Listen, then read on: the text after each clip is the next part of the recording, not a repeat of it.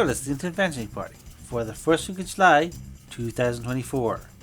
This week, the disastrous duo deign to destroy the D-list of D&D spells. The Adventuring Party, discussing tabletop and radio gaming the Irish way.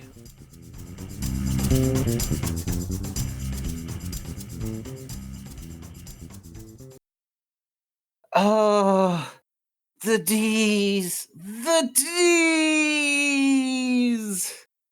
Will someone not rid me of these horrific D's? Delirium detremens. I've got a bad case of the D's as well. Also, I've acquired some whiskey, so clearly I haven't learned any lessons. But yes, gentle listener, after 10 episodes of this wonderful excursion into the minds of the spell list of the we have most thoroughly proven our hypothesis that there are too many of these goddamn spells in this book. Now, you may say that maybe we've also proven that podcasting is not the way to handle this problem, but it's the only tool in our toolbox, so we will have to keep using it, unfortunately. It's like a very badly run census. we so many spells to cover, and we haven't gotten in enough census takers. And the ones we have are, that's frankly, unreliable. Right, so we're aiming to see the end of the D's at this point, episode 10 of. Hold on, I got a thing for this. The spell Cull. I'm going to figure out what that thing is sometime. Oh, it's on my microphone. Oh, it's a special thing that I got on this microphone that you just wang up the echo, and it's baked in now. Best luck with that, editor. Okay, so as long as I remember to put it back down again, and I don't sound like I'm podcasting in the bottom of a well. Right, so last time we finished up near the end of the D's, but we just done divination and the great issues of just asking the GM questions, which is what most gaming is anyway. Can I stand here? Can I take that? Are you going to finish eating that? Things I ask my GM all the time. And in the game. Right. So that was divination. On to divine favor.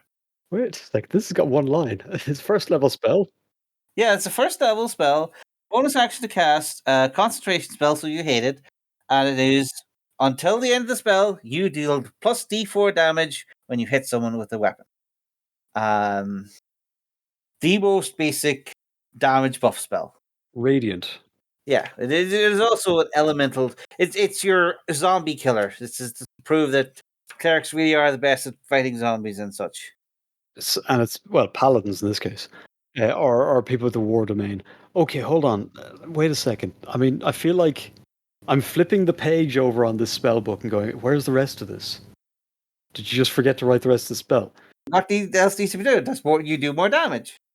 So until your spell ends a weapon attack, so that's going to be your main attack, or maybe more than one. Although if you're a caster, you're probably not going to get past one attack until you get to what? Oh, paladin. Okay, so it's what, level 5. So 2, and then an opportunity attack. So potentially 3d4 radiant damage. Around, yeah. It is relying on the idea that the paladin will somehow, despite needing to buff their charisma and their strength to ridiculous levels, they'll somehow sneak in a healthy +2 con to keep their constitution high, or something. Oh, hold on. Until you're okay. I think I get what they're going for here. Until the spell ends, so it'll maintain across rounds of combat. Yes. It's one of those things where it's technically better than smiting if you're expecting to get multiple hits in. But so it's one of those things where you're going to have to figure out for yourself if your bonus action economy of whatever playgroup you're in is going to be suit to having this as a buff spell that you cast all the time, or if you're better off pinging away with like the D8s that you get for regular divine smite. And a lot of it's going to depend on whether you're going to be fighting but undead. Presumably you can use this in combination with smite as well. So Round 1, cast this. Round 2, smite with this on as well. Okay, I'm going to say Cull, but only because it doesn't make all of your attack damage radiant. So there's this extra level of bookkeeping you have to do that is cumbersome, and I don't like that. I don't mind this concentration, given that you're a paladin, so you're probably armored up. Your chances of keeping this up for a couple of rounds are pretty good. So it's got value, but making me kind of parcel out that extra radiant on top is a bit meh. Because when you cast it, as you say, doing this over smite, why? When you cast it's because you need the radiant damage to take something down. But the idea of having to try and keep this up long enough to chip something down with D4 around, or maybe 2D4 around of radiant damage, is a very meh as far as I'm concerned. So I'd want to see it do like just make all the damage you do with your weapon attacks radiant damage while it's up. I wouldn't say I was want to like actively. I feel like it's more like a passive call than an active call in my case. It's like Paladin already has their smite ability, and honestly, as I've said before, I don't feel like Paladins should have both smite and spells. I feel like there should be some way to go back and forth the other. And yeah, just adding this weird extra buff. I get buffs are nice and all, but well, some people think they're nice. Some people think they're atrocious because they require tracking.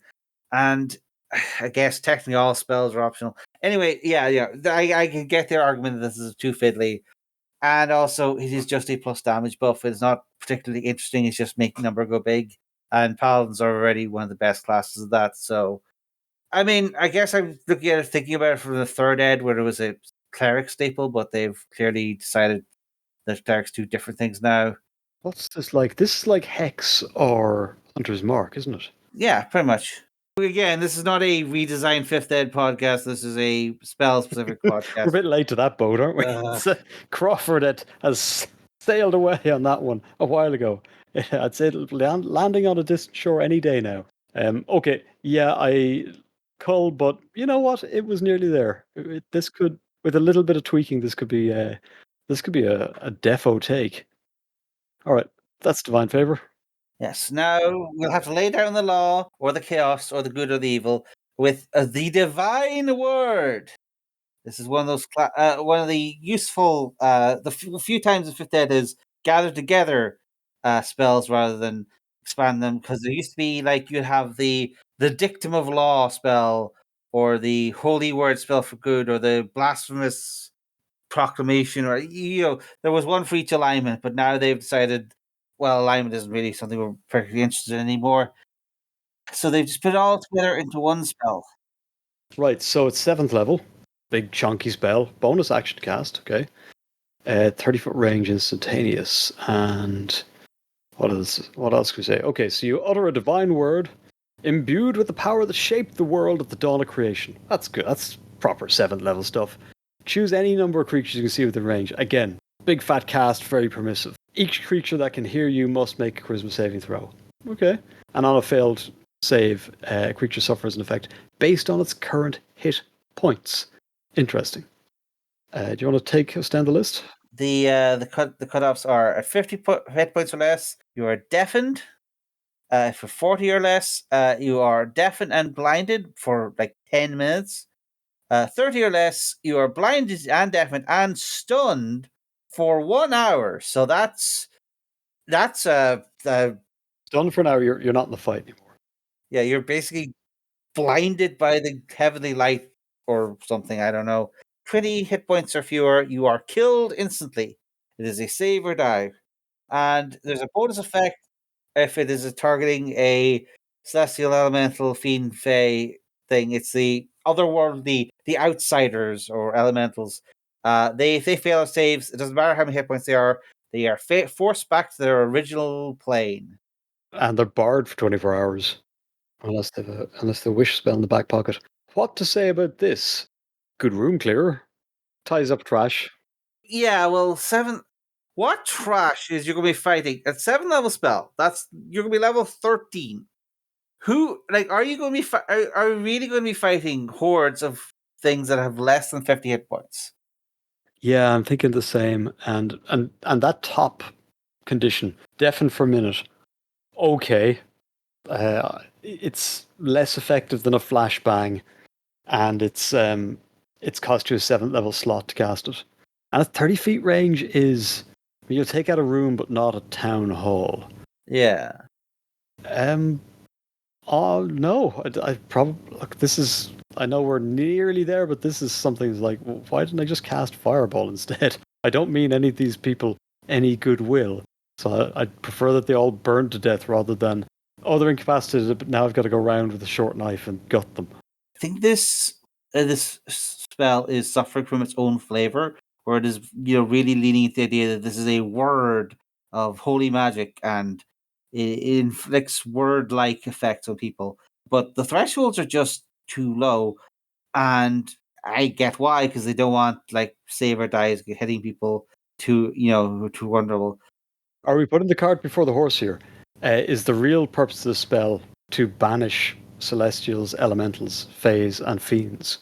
Maybe it is, and in fact, as a way of doing that, it would be good. But it then falls into what was it, fellow party member Owen Burke calling the Fey ball problem, where you have a fireball, but it does half damage against non-Fey and double damage against Fey, and you create a situation where it's just you just use fireball the rest of the time, and then Fey when you're fighting Fey ball when you're fighting Fey. Is it good to have a spell at this high level, which is just I get rid of half of the demons in a fight? Yeah, I think it is. Like it's situational for sure, but if it is okay, so charisma save. How I want to say like Fae are going to be okay on that. Fey and some fiends, I think would Celestials are probably be fine, but yeah, against most elementals and most fiends, it'll. You're gonna like say you take a third of them off the board. That is a lot of action economy taken care of with one 7th level spell. So, and if there are mundane mooks around, there's a good chance that they can be, if not outright incapacitated, then at least hampered for a little while you kind of take care of the big threats. But the issue, I think, is the reason. Okay, we can argue whether the effects are good enough, and I'd say probably the effects are good enough for 7 level spell. The problem is the usability, because on most tables, players do not know the hit points of their enemies, because the game does not explicitly say that players will be able to know that. So most GMs assume that they don't, and therefore, a player who is at the start of the adventuring day probably doesn't know what he's going to be fighting in this dungeon he's going into. You might have a guess, you might reasonably expect to have some fiends or fey or elementals there, but he can't. They can't be certain, and they also can't be certain of the hit points, the average hit points, or like, or is the wizard going to be able to get off a fireball and bring them down below 50 or 40 or 20 hit points before he uses this divine word? He doesn't know that, and therefore the effect, while it might be good enough for seventh spell, he doesn't know the cleric bearer does not know if they're going to get their full spell's worth of effect, and that's why this would not get prepared by most people. Yeah, I honestly have no idea how often this gets used. 7th level is obviously a fairly high level of play. Or what level are you when you get this? 12th, 11th, 12th level. You can get access to this. So 13th. So I can't speak to that. This strikes me as kind of cleric fireball, and it's kind of theming towards yes, dealing with extra planar entities. I think the whole hit point threshold stuff is a bit of a false front. Like the actual utility of the spell is take half of whatever you're up against off the board, because by the time you're using this, you're probably in a situation where you're facing off against lots of fey or fiends or whatever it's going to be. Um, I guess for me, I'm gonna be cautious here and say keep, because I get the feeling that there isn't a lot of other things in the cleric spell list that does something similar. It's an area of effect cleric spell that effectively sweeps the board in ways that I don't think an awful lot of other spells could. In that case, I'm gonna have to be the mean one. Say no, call this. Like there is a idea here. The idea of like words law, bonus action cleric spells. There's something there. I agree, but I don't think this version of it is going to be prepared enough by enough people. There's just, as I say, the good part of it is the after note after the big chunk of the big bullet point list of effects you don't know if you're going to get to use or not. So I in this current form, I don't think Divine Word can be saved. It could be rewritten to a good version with a bit of thought, but I don't. We're not here to rewrite. We're here to cut or Yeah, cut. this one's written with its head on backwards. Yeah, I honestly, yeah. Okay, moving on then. So we've dealt with the divine, and now we must and the mundane, but now we must dominate beast. Oh, this is a lot of writing for a fourth level spell. It's a spell attempting to bridge the gap between the current charmed as a keyword approach they have to the old dominate, and dominate is different from charmed in blah, blah, blah, blah, ways. So they have to, in order to bridge that gap, they have to have a whole bunch of text to put the extra emphasis on it, make sure everyone's thing. But anyway, so fourth level spell. It is concentration up to a minute. You have to see a beast within range 60 feet. That they must make a wisdom save or be charmed by you for the duration. And if you're already fighting it, it has advantage on the saving throw, which fair enough. While it's charmed, you telepathically link to it because this is presumably a lot of players are unhappy with I dominate the monster, and then it goes to interprets the GM interprets my orders to it in its logical way, and this is presumably the play pattern of the user of enchantment magic is that they control all that they have ensorcelled, or what have you. Yes, you use the telepath link to give it commands that it must do its best to obey. Then you can use your action to take total and precise control. Right, there's a couple of I see a lot of okay, interesting idea. And my initial instinct is this is a plot point masquerading as a spell, and I think I can back that up because this is sort of what happened. Oh, the prince's hippogriff companion, he suddenly turned on him and dashed his brains out in a rock. We've no idea why, and then the adventure starts. And you discover it's actually a murder. It wasn't an accident. The beast was being controlled by Dominate Beast. Who could have done such a thing? The reason I say it's a plot point masquerading as a spell is because it's missing a couple of key factors like, oh, actually, no, it's got range 60 feet. So it doesn't even work as a plot point. You have to be basically standing in the same paddock as whatever creature you're dominating for this to take effect, to maintain this, and it's a concentration spell, which you can upcast to extend duration. So you can cast it as a 7 level to get 8 hours, where you spend 60, which you spend within 60 feet of whatever you're controlling. And it'll be, yeah. What's this for exactly? Again, it reads to me like a frustrating set of no, it works this way because this player wanted it to work this way, and it did in previous editions, and that player wanted to work that way, it didn't work exactly the way in previous editions. So we're going to put in these levels of controlliness because sometimes players want. It's almost like they're trying to make it work as turn into beast. Like that's a cool wolf with 3 heads. I would like to turn into the wolf with 3 heads, but you can't. But you can telepathically link to it and just pilot it around like a Gundam. Yeah, except you don't have any of its perceptions. You don't see what it sees because you're standing in the same room as it and sort of remote controlling it. Whereas, yeah, this I would have thought would have been like it's fourth level. It's not cheap. You would gain a bit like having a familiar. You'd gain access to the perceptions of the beast for the duration of the spell. So not only are you controlling it, but you have its perspective. You can, smell in color or hear in negative octaves or whatever. I'm heading straight towards Cull for this. It's a good idea. Dominate Beast is a fine sort of top line idea, but this is very weak for what it is. Yeah, I think I'm heading that way as well. I think it's writing itself into loops to try to make it have some function for everyone, and as a result, it just seems kind of wishy-washy and unclear what the use case is. Oh, okay, I think this is a sort of a aha spell in that it's meant to allow your party to turn one of the big bad's bruisers against them.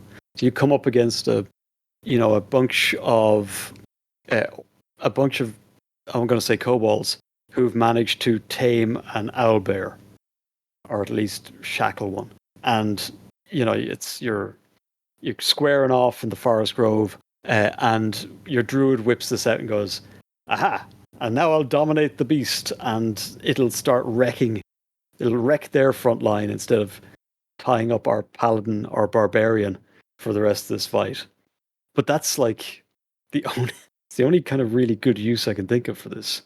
Like it was very common in older editions to have like you have this pack of goblins or pack of kobolds and have like one or two trained beasts and give the players a tool to sort of unpick this alliance of monster and beast and try to do something funky. Like what the player actually wants is a make the animal see my point of view so I have a new friend and I do not need to stab the dog. And I don't think you could have a mechanical solution to what is essentially an emotional problem. And they're writing it in a way as to try to bridge that gap, and I don't think it worked. Not in this version. So I'm going to also say Cull. Yeah, I cheated and looked at the comments for this one. It can be used against polymorphed.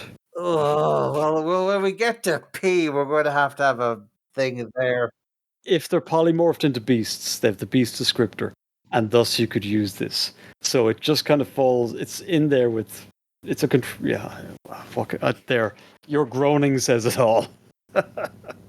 Okay, let's move on. I don't like it. I don't like it because the range is so short. So it's not. It's written for combat, despite the fact that it's got much more interesting story implications if you can hop at something from afar for a given amount of time. Well, I'm actually not sure. Like, I get what you're saying. Like, the idea is if you're concentrating on something, you have to stay within range the entire time. I feel like that was definitely the rule in third edition, but I don't think it is clearly whether or not you need to stay within range the entire duration in fifth edition. Because, yeah, different editions, it's worked differently. Yeah, so you got to get a cast, get out of the combat, maintain concentration, and have upcast it to the point where the duration is going to matter. It's followed. I mean, without stepping on. Oh, hold on, I see 3 dominates in this list. The next one is Yeah, no, there's sorry, yeah. They're as far as I can see, they all seem to essentially have the same text. functionally. So the next one is dominate monster. Yeah, which is the affect everything spell. It's 8th level, and it starts with 1 hour duration. And then there's dominate person, which is just dominate beast, but a level higher, and it affects humanoids. And this is again going back to the charm person versus charm monster dichotomy that we had from earlier editions. Immediately my thought is, well, instead of having the duration be your thing you could upcast, would it not be more sense to have the creature type be the thing you upcast, where you go for 4th level beast, 5th level humanoid, and then go up the ranks till dominant monster means it's completely unrestricted? Would that not be the better design? But as we said, we've already gone over this. Just before we completely wrap it up, on the subject of range, like it does explicitly say that the telepathic link lasts as long as the two are on the same plane of existence. So yeah, but again, once you're out of visual range, you've no idea what your commands are doing. Yeah, you're just sending it instructions via text message At random. essentially. Yeah. Okay, so we can just roll all the dominates into the dominate bin. As written, they're just this weird halfway. Yeah, they're trying to solve the problem of people don't want charm to be a low level. You completely control someone's mind, so they tried moving total mind control to these higher level spells.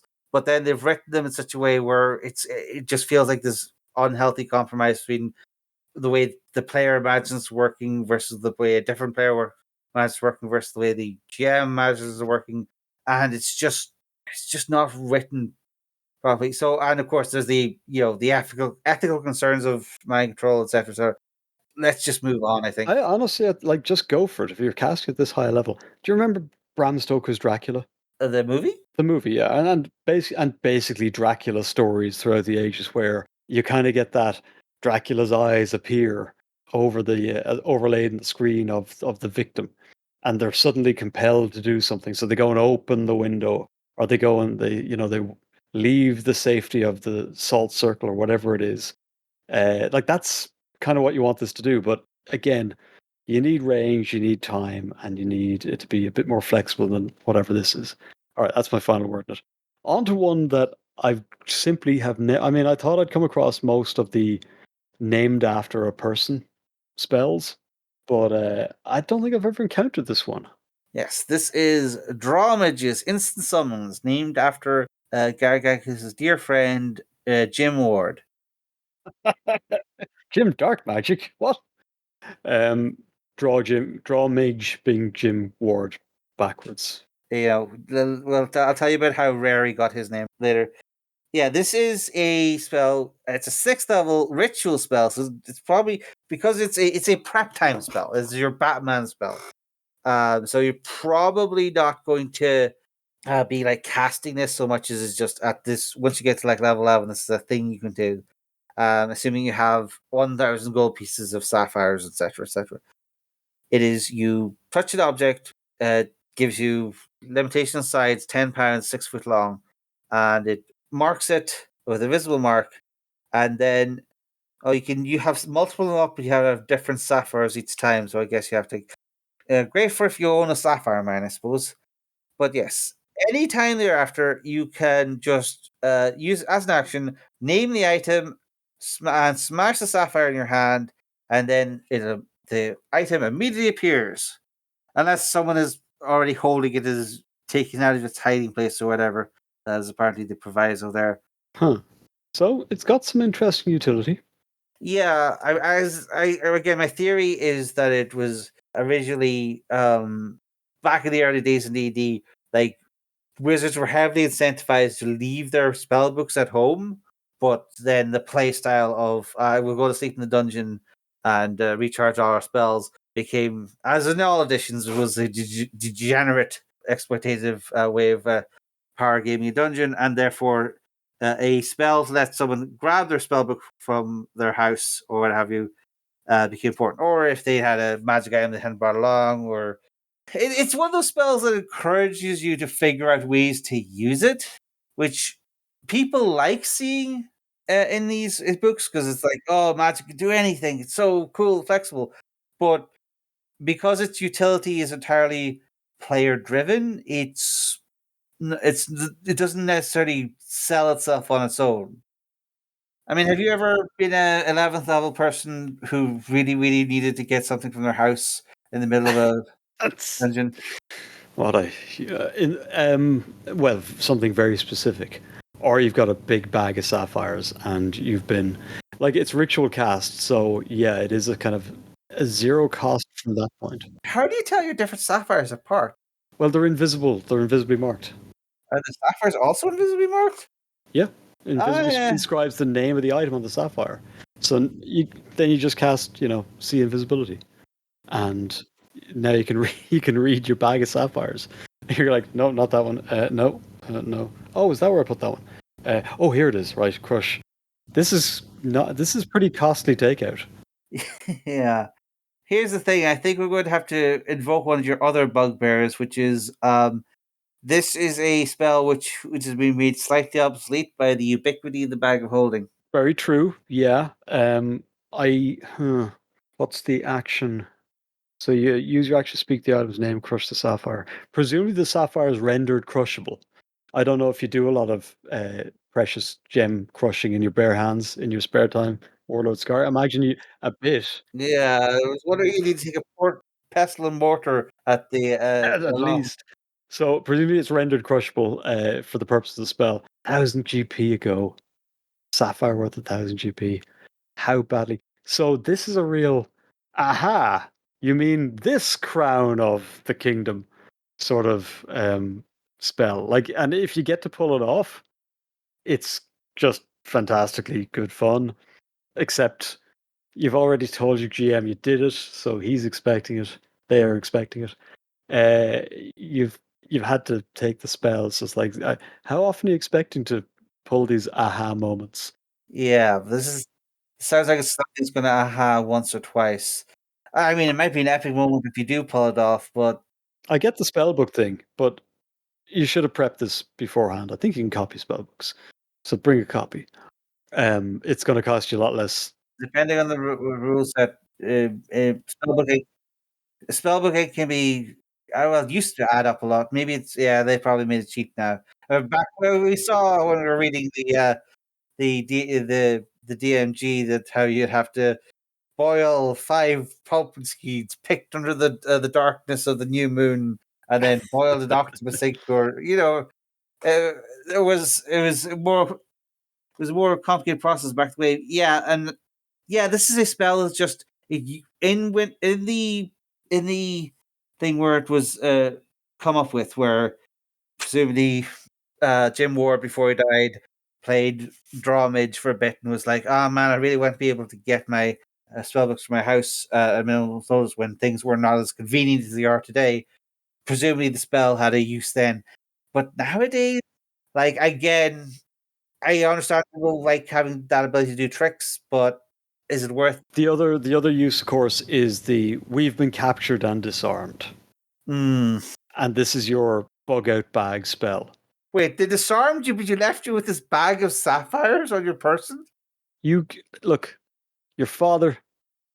He hid the sapphire all those Okay, years in that prison. I get it. All right, he passes it on to me to give to you. So now, if you haven't seen Pulp Fiction, folks, uh, yeah, you raise a very good point, and security in this particular dungeon is quite lax. You're right. Um, don't have to crush it with your hand. You know, it's just all I'm saying. Good hard clench. But then it appears in the member that you were just bite down in the sapphire. What did you think I meant? What do you think I was saying? You bite, clearly. Clench your jaw. I'm not sure spellbook in your mouth is going to be much better. I like the idea. I feel like there's certain classes that get versions of this for a lot cheaper. There's some Gish class that can summon the sword to hand? Mark your sword as being a special weapon that you just summoned your hand at. Well, yeah, there's a few of those. More of that, please. Let's more of that for different classes. Like rogues have, access to an extra dimensional lockpick that they can pull out of their ear once a moon or something. That's stuff like that would be kind of cool. Yeah, as a spell effect for wizards on the go, do you think it's worth keeping or culling? 6 levels, and it's bloody expensive. And the logistics of managing crushable sapphires is just wearing me out. So I think I'm gonna. Sorry, Drawmij. Hadn't heard it before, and now I know why. So I'm gonna cull. Okay. That leads us on to the dream. Can you summon a telescope? Okay, sorry. I was just thinking, like, up to 6 feet, you could summon a telescope. I don't know why you'd need a telescope that quickly, but there you go. Okay, so this is a 5th level, so not the highest, but pretty substantial. You can cast a Cone Cold for this. It takes a minute to cast and lasts for 8 hours and lets you shape a creature's dreams. You choose a creature on the same plane of existence, that presumably one that sleeps. You or a willing volunteer enter a trance-like state and act as a messenger. While you're in the trance, you cannot take action or move. The messenger is then presumably astrally projected and such off to the target's dreams and can speak with the target as long as he remains asleep for up to the 8 hours. Presumably, if someone's really good at having a lie-in, you might fade away before they're finished dreaming. You can also change the environment of the dream, so you can, mess around, get a nice meeting room or force them to relive the horror, or that may be the nightmare spell. So you go, you basically set up your dream meeting room, such as you wish, and have your dream meeting. And the target will recall the dream perfectly upon wake. And if they're awake at the time, the messenger can just wait for the spell to happen, wait for them to fall asleep, or just give up, I guess. You apparently could just make the messenger look like whatever you want if you wanted to really mess with both of the people involved in this. So yeah, you can even make them. You can do the nightmare version where they appear as a monster, can deliver a message of no more than 10 words. Then the target must make a wisdom saving throw. Failed save, then the monstrosity sort of echoes and spawns a nightmare that lasts for the rest of sleep. They don't get any benefits of sleep, and when they wake up, they take 3d psychic damage because why not? Possessing something of the target body part, lock of hair, clippings of nail, something like that. Make their saving throw with disadvantage. It's a 5th level, so let's presume you're not casting it to do 3d6 psychic damage at 5th level, because why? Uh, I am disappointed to note that the component for this is a handful of sand, a dab of ink, and a writing quill plucked from a sleeping bird, instead of, say, a small spinning top. Inception the spell. I feel like they're probably referencing like Sandman. I don't know if is there an ink of sleeping that I've completely forgotten about. I'm not exactly sure. Well, you're writing a narrative, like sure, but look, the way it's described is like it's Inception, the movie, except in a dream. You're shaping the environment and everything that's happening around them for the duration and imparting some message, which is basically what Inception is. Plot point masquerading a spell, or can we think of some good uses for this? Well, there always was sort of again they have thankfully combined the both dream and nightmare spells into one in this. Although the jarring disconnect between the two of them threw me for a bit there. It is kind of a plot point. Like, see, okay, so I think we've probably covered this before, but a lot of the weirder spells like this that end up in the D&D PHP, and this is part of the reason why we started this project, is that they put the writers of D&D felt that they had when a trope, a magical trope, like the wizard summons you by sending you visions in your dreams. Well, obviously that spell had to be a spell that players could know because they got into their heads that both PCs and NPCs were using the same mechanics, and therefore if the plot wizard had the ability to send dreams to the party to get them here to take a quest hook, then obviously that was a spell you had to put in player's handbook so the players would know that this is a real spell. Apparently not anticipating that GMs might get the mechanics of the spell wrong and start, and then players would call them on it and there would be argy-bargy about that. But yeah, I think this is one of those plot device is masquerading as a spell because they're just haven't got out of the mindset that player characters are just going to work differently than NPCs. And I feel like there's a small number of players who would like to be able to send dream messages.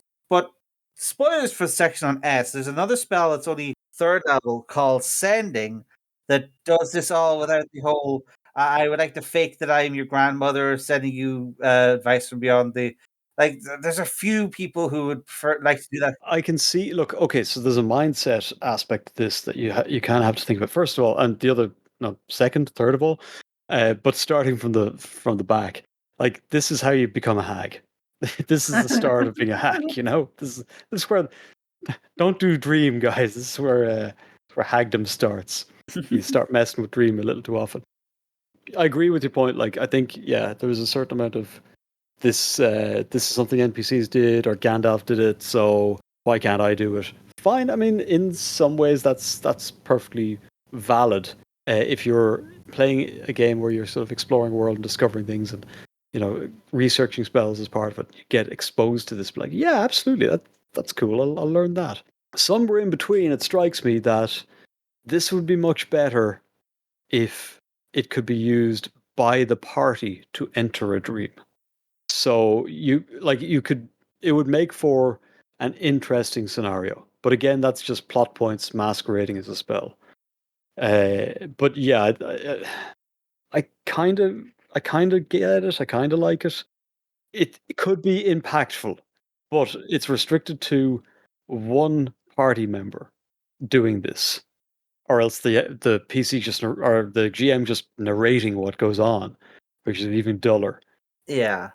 I just don't think that like the full potential of like dream talking or a dream journey or having a quest inside the dream of some sleeping wizard or sleeping giant or what have you. That's great, but it's very difficult to nail that down as a mechanical thing unless you have like dream mechanics. And I'm pretty sure there are versions of the planar handbook and such that I think have. you don't really want to go there because as soon as you start defining mechanics for this, it's its own game, and you're kind of probably carving out too narrow space. What I would say is that this is one of the points I wanted to make was like think about the milieu in which this is set.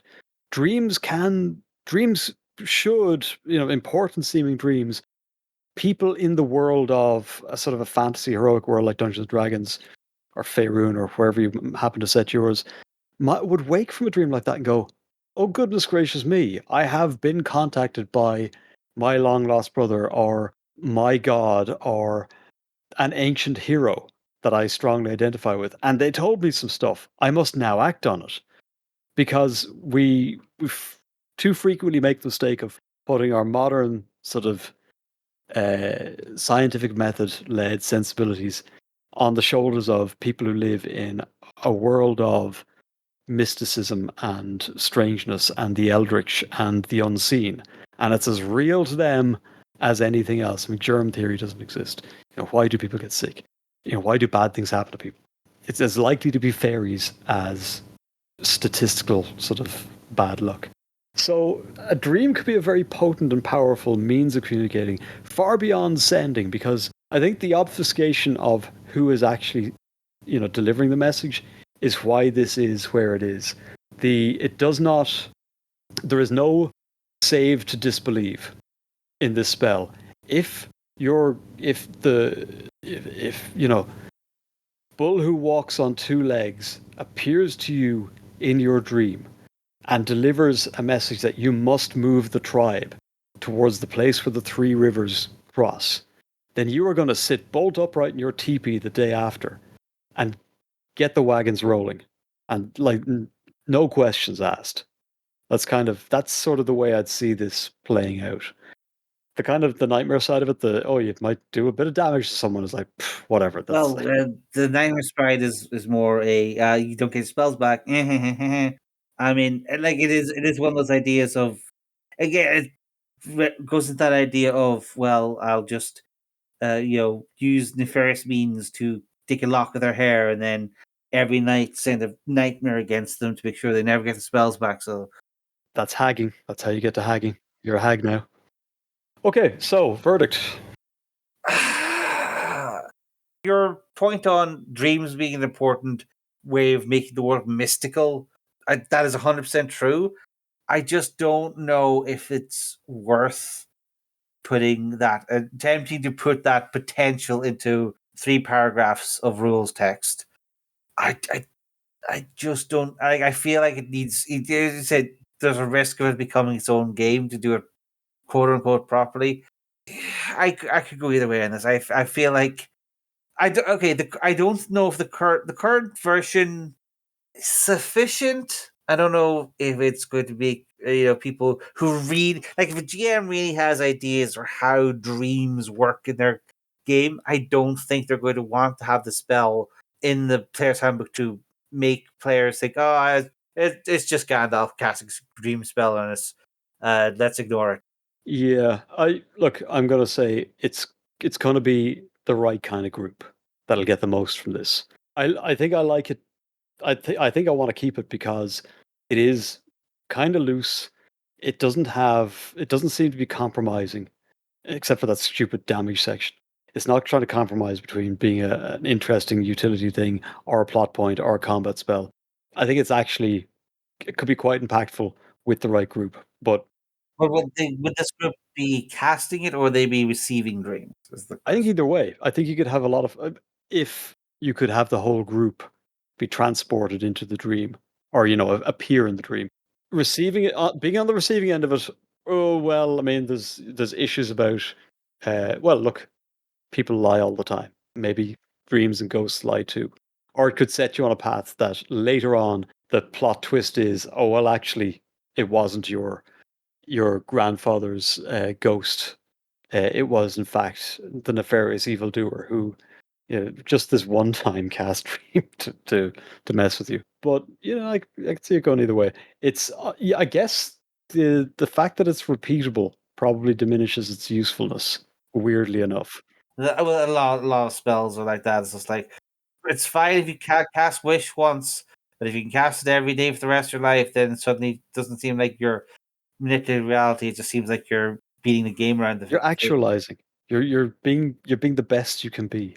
This is one. Just because you can do something doesn't mean you should do something kind of spell. But I think I'd keep it despite that. I think it's at least interesting.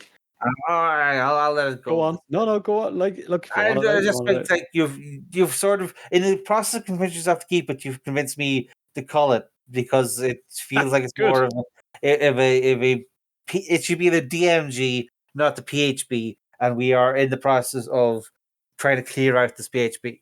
I'm glad you bought into the project. Finally. Let's burn everything.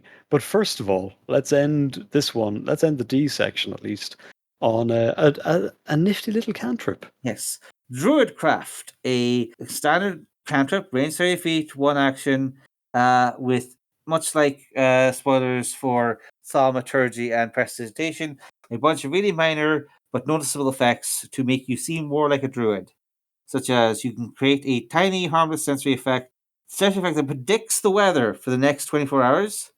It's just as like these are just weatherman symbols. It's just a rock and a stick. Oh, sorry, a rock and a string. Is the rock wet on one side? It's raining. Is the rock cold? It's winter. Yeah, you can make a flower blossom or a seed sprout or leaf bloom, or you can make a puff of wind to flap your cloak dramatically, or make some leaves fall even though you're in a desert, or sound of a small animal off in the distance, or just make something smell terrible, but the effect only affects a small area, or you can immediately light or snuff out a candle, torch, or a campfire. So lots of minor little effects. At least prestidigitation is useful, if hard to say. Yeah, I mean, I don't know. I'm on board for the spell because Yeah, it's fine. I like having these. I don't know if this should be a cantrip slot if you're going to make cantrip slots also one of the major damage dealing effects, but I do think that wizards and spellcasters should be able to do things at will that make people say, "I am a spellcaster." Should be able to click their fingers and make the candles light, or whistle and make the wind blow, or all these little things, just to remind people that they are spellcasters and have the great forces at their will. I like that, and and if they gave the prestidigitation to wizards and sorcerers, and then they gave thaumaturgy to clerics, and therefore it's only fair that druids get some of that as well. Yeah, this is fine. It fits in with those other kind of Swiss Army knife cantrips that some of the other casters get. Then we would say that you should be caught as if they move it into like it's a class feature. Like it's like at level 1 or maybe level 3, you just get this effect so you can do whatever you want. Prove that you are now a true druid or a true. I mean, yeah, it kind of is. It's a class feature because cantrip slots are plentiful enough that you're usually going to have space for this, or it's ilk. Depending on what kind of caster you are. Can't think of a reason why you wouldn't kind of. I mean, honestly, prestidigitation is probably better. And is that available to all casters? I think they've decided that each set of classes should have their own It's their own version thing. of it Okay, now. fair enough. Yeah, I've no problem with this. In the interest of time, it's a pretty easy keep. All right. Well, with that, the D's are gone. We have D'd this podcast. I don't know what's worse, doing this or the puns. It's about the same. And of course, we'll move on to the earth-shattering ease in the next spell call. Very literally at the start of this. But that will have to come for another time. Thank you for sticking with us with 10 episodes of this rock hard edifice of culling that we have to do. So that's in 10 episodes we got through 5 of the letters. So it should take us another 40 episodes to do the whole alphabet. That's how alphabets work, right? We'll see where we are when the anniversary D&D comes out. No, hold on to the whoa. 5th edition, okay? We better get this done quick. I'm only saying I'm curious if they have taken any of our calling advice. They're adding more spells. Oh no. We're on a clock. Yeah. We've got hold on, September. It's now June. We've got to record like 12 episodes a month before the next player's handbook comes out. Or else they're just going to add more to the list. I can't see them cutting anything. Can you? I don't know. Maybe some of them. We'll see. But in the meantime, all we can do is keep telling them, Cull! Cull! Cull!